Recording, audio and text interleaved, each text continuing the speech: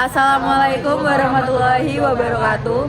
Saya Zalei Faradita dengan NIM 047. Saya Dewi Selda Janati, NIM 074. Saya Kiki Rizky Amalia, NIM 079. Saya Nigatul Senayain, NIM 082. Saya Anggi Saputra, NIM 061. Selanjutnya kami akan mempresentasikan paper kami yang berjudul Pancasila merupakan sumber dari segala sumber hukum di Indonesia. Pentingnya kedudukan Pancasila Indonesia untuk menjadikannya rujukan sebagai dalam bersosialisasi masyarakat, berpolitik, beragama maupun berhukum. Pancasila dipertegas sebagai segala sumber hukum melalui ketetapan MPR nomor 20 MPRS tahun 1966, ketetapan MPR nomor 5 MPR tahun 1973, dan ketetapan MPR nomor 9 MPR tahun 1978. Pancasila tidak hanya sebagai sebatas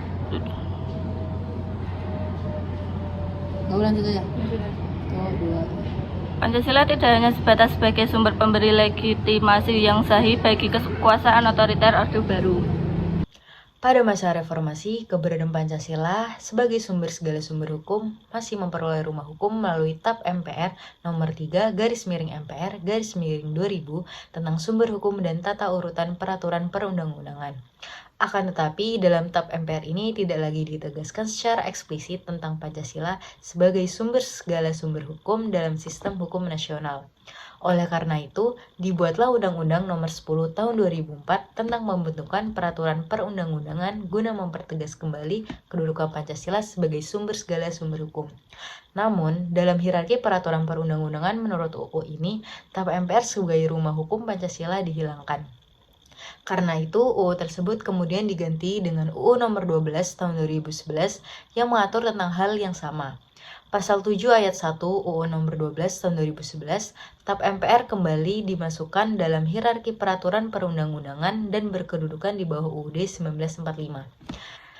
Kehadiran UU Nomor 12 Tahun 2011 ini menunjukkan bahwa Pancasila sebagai sumber tertib hukum penting untuk diberi legitimasi yuridis agar memenuhi unsur kepastian dalam sistem hukum.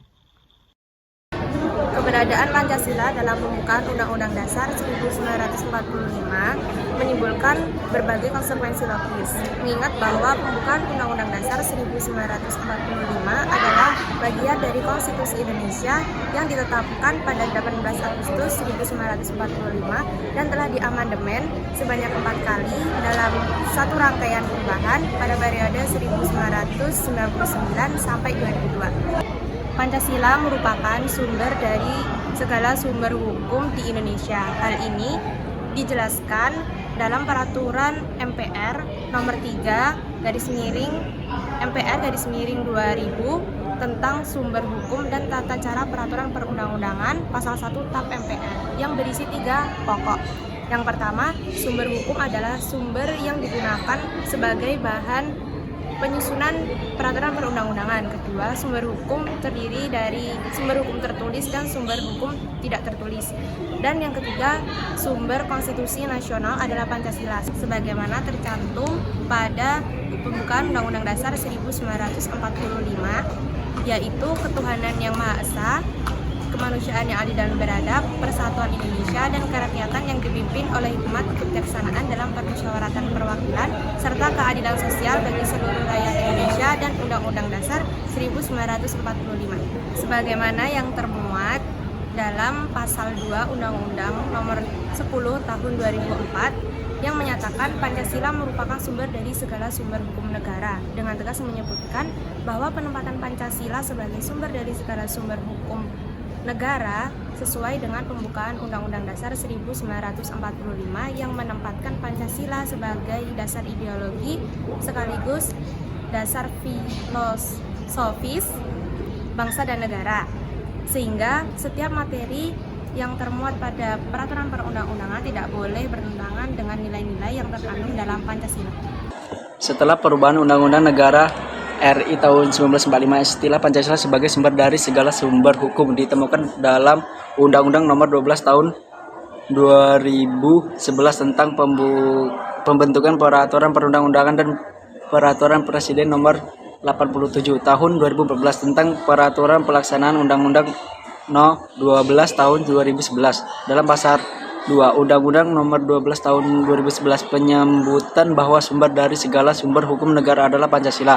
Hal ini menegaskan bahwa dalam sumber hukum yang digali untuk membentuk hukum berdasarkan penafsiran nilai terhadap dasar utamanya yaitu Pancasila, maka secara konseptual menjadikan Pancasila memiliki kedudukan di atas lebih tinggi daripada Undang-Undang Dasar Negara. Saat ini hierarki atau rata urutan peraturan perundang-undangan di Indonesia terbagi atas 7 tingkat. Adapun urutannya sebagai berikut. 1.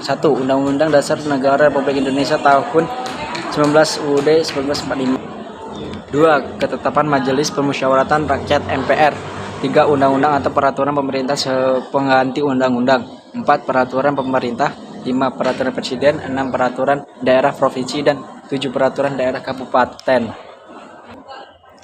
Menempatkan dan menjadikan Pancasila sebagai sumber dari segala sumber hukum negara dan membentukkan peraturan perundang-undangan adalah sebuah keniscayaan yang harus diperhatikan dilaksanakan oleh setiap lembaga yang berwenang dan membentuk peraturan perundang-undangan. Hal ini adalah DPRD dan pemerintah, sebab Pancasila merupakan ideologi atau pandangan hidup bangsa dan sekaligus sebagai dasar negara, sehingga dalam hierarki pembentukan peraturan perundang-undangan Pancasila merupakan norma tertinggi yang harus menjadi rukun. Berdasarkan apa yang telah disampaikan barusan, dapat ditarik kesimpulan bahwa keberadaan Pancasila sebagai sumber segala sumber hukum dalam tatanan hukum nasional masih belum dapat diterapkan secara praksis. Pengaruh reformasi ternyata membuat status Pancasila dalam tatanan hukum mengalami ketergerusan. Hal ini dipengaruhi oleh 3 persoalan, yaitu pertama, adanya sikap resistensi terhadap Orde Baru yang telah menjadikan Pancasila sebagai alat untuk melanggengkan kekuasaan dan melindungi pemerintahan otoriter. Kedua, menguatnya pluralisme hukum, yaitu menerapkan beragam sistem hukum yang mengakibatkan keberadaan Pancasila menjadi semakin terpinggirkan. Ketiga, Pancasila hanya sebagai simbolis dalam hukum sehingga menimbulkan disharmonisasi antara peraturan perundang-undangan seperti adanya UU dan Perda yang bertentangan dengan UUD 1945 dan Pancasila.